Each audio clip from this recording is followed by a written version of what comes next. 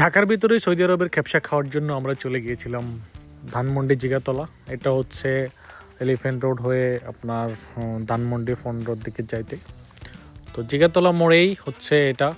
রেস্টুরেন্টের নাম হচ্ছে আরাবিয়ান খেপসা, নামটাই দিছে খেপসা। ওরা মূলত বেসিক্যালি ওদের মেন আইটেমই হচ্ছে খেপসা। জিগাতলা বাস স্ট্যান্ডের ঠিক ডান পাশেই, মানে জিগাতলা মোড়ের ঠিক ডান পাশেই এই বিল্ডিংয়েই লিফটের সাথে হচ্ছে আরাবিয়ান খেপসা। রেস্টুরেন্টের ইন্টেরিয়রটা খুবই সুন্দর।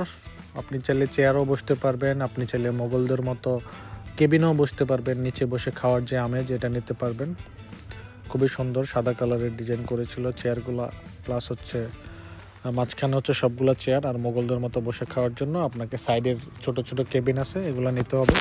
তো আমরা সেখানে যেতেই আমাদেরকে ওনারা খাসির পায়ের ভিতরে যে মগজ থাকে ওইটার স্যুপ দিয়েছিল, কারণ আমাদের খাবার রেডি হইতে হইতে ওনারা আমাদেরকে বললো এটা আপনারা খান।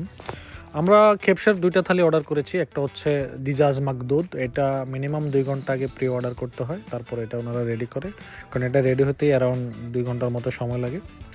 আর পাশাপাশি আমরা আরেকটা খাবার অর্ডার করেছি যেটা হচ্ছে আল ফাহাম। এই যে 2টা, এটা হচ্ছে আল ফাহাম আর ডান পাশেরটা হচ্ছে দিজাজ মাকদুদ, এবং সাথে ছিল কমপ্লিমেন্টারি কিছু সালাদ। খাবারের টেস্ট খুবই ভালো। যেটা হচ্ছে দিজাজ মাকদুদ, এটার দাম হচ্ছে 995 টাকা, আর আল ফাহাম সেটার দাম হচ্ছে 1030 টাকা। এই খাবারগুলো 4 জনের জন্যই। খাবারের কোয়ান্টিটিও খুবই ভালো, 4 জন একদম পেট ভরে খেতে পারবেন। এভাবেই আমরা খেতে খেতে আমাদের খাবার শেষ, পরে আমরা চলে আসলাম। Thank you.